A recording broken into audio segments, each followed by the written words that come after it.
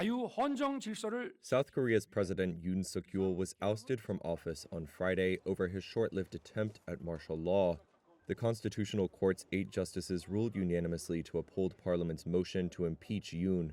The turmoil set off since his surprise declaration of martial law last year sparked the country's worst political crisis in decades.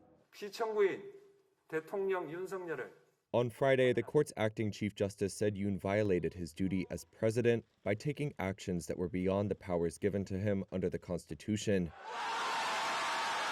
Cheers erupted from thousands of anti-Yoon protesters upon hearing the ruling. There have been months of protests, both in support of Yoon and of his removal, after his martial law decree in December.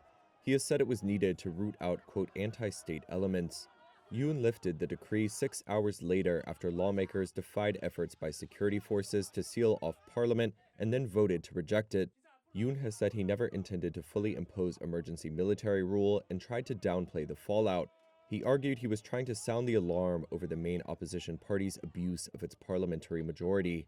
The Constitutional Court rejected most of his argument, saying there were legal avenues to address disagreements. A lawyer for Yoon told reporters on Friday that the court's ruling was legally implausible and, quote, a political decision. On Friday, it remained unclear if the political chaos that has unfolded since December will now be eased by the court ruling.